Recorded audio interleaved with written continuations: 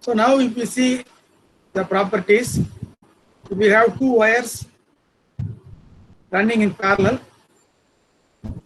they can propagate a signal at any frequency, but the same becomes lossy at high frequency. So why it becomes lossy at high frequency? Because due to various physical phenomena. One is called the skin effect. Another is because of the capacitance between the two conductors. And if there is a loss, it may also have distortion, and it may be easily affected by interference. And since the field is guided between the two conductors, right, it may not have EZ or HZ, right, or electric or magnetic field, right? Commonly what you call it as the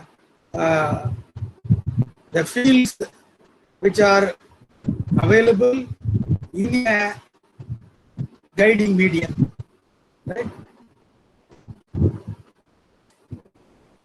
So these are some of the examples.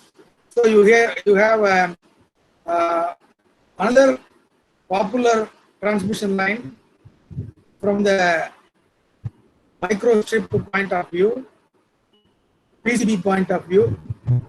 So you have a ground conductor, you have dielectric, and then you have a small conductor in the top compared to the bottom ground, which is quite large. So this is also a transmission line. And you can have a conductor which is embedded between two grounds, it's called strip line.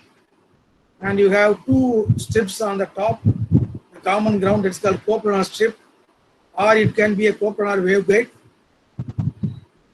where you have three conductors, and central conductor is a signal conductor, and then you have two guiding conductor, and then you have a common ground.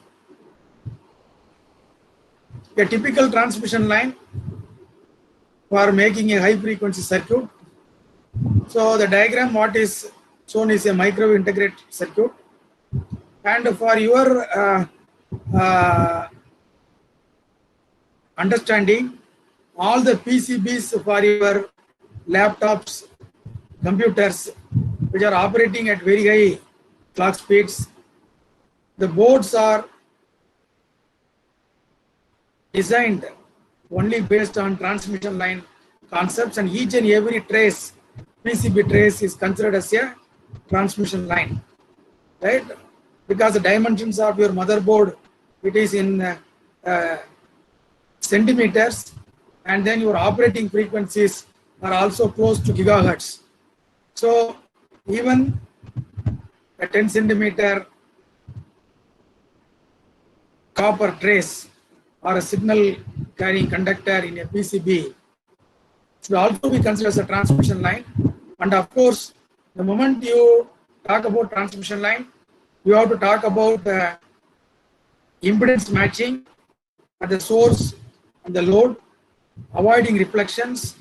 So these automatically come into effect, and that is why designing a high frequency board is difficult rather than constructing a low frequency board.